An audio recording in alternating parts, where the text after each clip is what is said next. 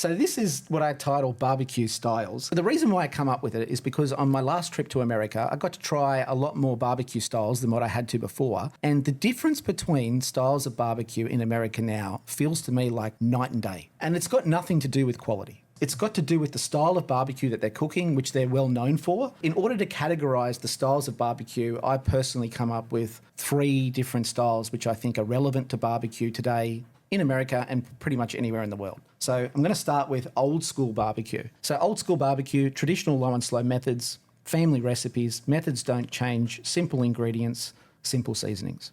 So if you go into an old school barbecue place, the roof's black, everything's stained in smoke.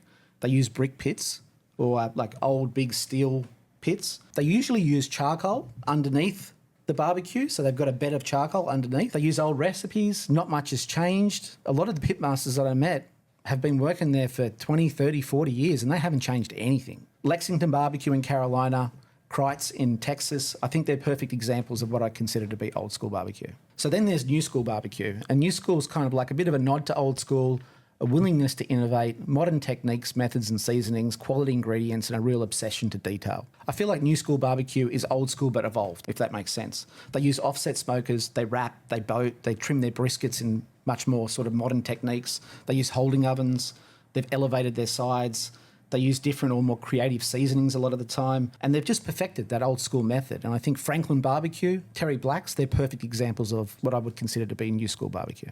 So then there's future school, and this one's a little bit different because I feel like it's new and emerging, and this is like a nod to old school. These people have perfected the new school style, but the menu's not restricted by borders anymore. It's got international influences, and they're really exploring culinary exploration within barbecue. And so some examples of that would be Burnt Bean Co. with Mexican influences, Koi Barbecue, Vietnamese influences, and KG Barbecue has a lot of Egyptian influences. So expect the barbecue to be heavily influenced by new school and old school barbecue, but they're putting their spin on it. They're putting different flavours on it. So I really feel like now in America, you could separate the barbecue out between old, new and future.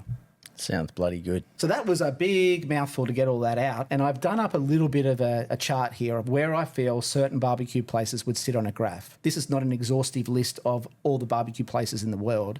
This is just to illustrate my point, basically. So if you're not on there, sorry, there's a lot of places missing, and I know there's a lot of places missing, but it's just to highlight basically my general concept around old school, new school, future school. That's it. That's my take on the current styles or the current state of play of barbecue around the world. Sounds good, mate. I'm glad you're putting your name to it because I would not want to be putting out spot fires on some of these arguments that are about to happen.